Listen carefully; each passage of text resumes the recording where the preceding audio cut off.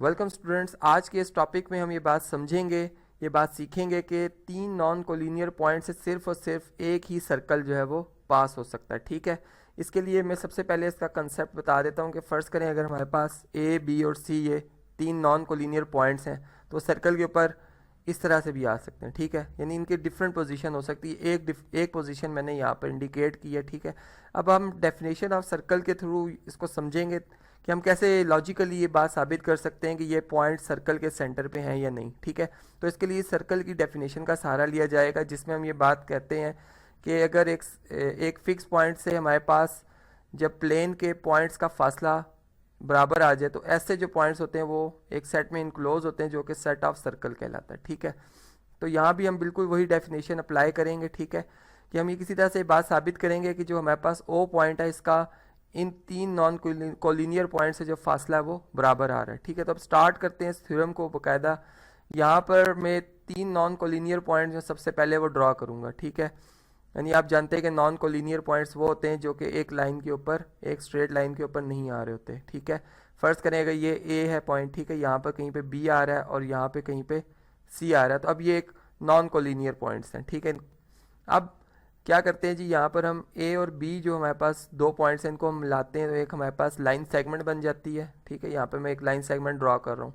इस तरह सी और बी को अगर आप ज्वाइन करते हैं तो हमारे पास एक और लाइन सेगमेंट बन जाती है। ठीक है, अब आप जानते हैं कि जो हमारे पास सर्कम सर्कल होता है, ठीक है, उसकी डेफिनेशन आप जानते हैं कि वो ऐसा सर्कल होता है जो ट्राइंगल की क्या कहता है जी, ट्राइंगल के थ्री वर्सेस से पास होता है। ठीक है, और उसका मैंने आपको बताया था कि क्या टेक्निक होती है कि उसमें हम जो ट्राइंगल की थ्री साइड्स होती हैं, ठीक है, उनकी हर साइड का क्या करते हैं जी, हम राइट बाई सेक्टर ड्रॉ करते हैं, यानी उसके बिल्कुल मिड से एक ऐसी लाइन ड्रॉ करते हैं जो कि उसको दो बराबर हिस्सों में परपेंडिकुलरली डिवाइड कर रही हो। ठीक है, तो यहाँ पर मैं एक पहले ए बी के लिए राइट बाई सेक्टर ड्रॉ करूँगा। ठीक है, यहाँ से अगर आप देखें तो बिल्कुल इसके लिए एक राइट बाई सेक्टर एंगल 90 का बन रहा है यहाँ पे।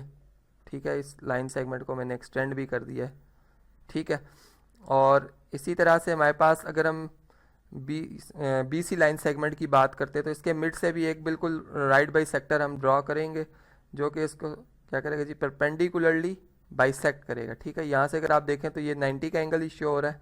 ठीक है, यहाँ मैं बना भी देता हूँ कि हमने ये राइट बाई सेक्टर्स ड्रॉ किए। अब ये राइट बाई सेक्टर ड्रॉ करने का क्या रीज़न है, देखें इसमें एक तो पहला रीज़न ये था कि आप जानते हैं कि किसी भी लाइन सेगमेंट का जब हम राइट बाई सेक्टर ड्रॉ करते हैं तो उस राइट बाई सेक्टर जो लाइन है उसके ऊपर कोई भी पॉइंट लिया जाए, उसका उस लाइन सेगमेंट जिसका वो राइट बाई सेक्टर है उसके एंडिंग पॉइंट से फासला बराबर आता है। ठीक है, यानी यहाँ पर फ़र्ज़ करें जहाँ पर ये दोनों लाइन्स इंटरसेक्ट कर रही हैं, ये फ़र्ज़ करें जी ओ पॉइंट है, तो यहाँ तक हम ये बात साबित कर रहे हैं कि ओ पॉइंट का ए पॉइंट से डिस्टेंस, ठीक है, यहाँ मैं साथ साथ लाइन सेगमेंट्स भी बना देता हूँ ताकि हमें यहाँ पर ओ पॉइंट का यानी ए पॉइंट से डिस्टेंस और ओ पॉइंट का बी पॉइंट से डिस्टेंस क्या आएगा जी, कॉन्ग्रेंट आएगा। क्यों आएगा, क्योंकि ये राइट बाई सेक्टर पर है पॉइंट। ठीक है, इसी तरह अगर आप देखें तो अगेन हमारे पास जो ओ पॉइंट का बी पॉइंट से भी डिस्टेंस बराबर आएगा और पॉइंट का सी पॉइंट से भी डिस्टेंस बराबर आएगा। क्यों आएगा, इसका रीज़न ये है कि ये अगेन बी सी का क्या जी, ये पॉइंट राइट बी सी के राइट बाई सेक्टर पे लाई करता है। ठीक है,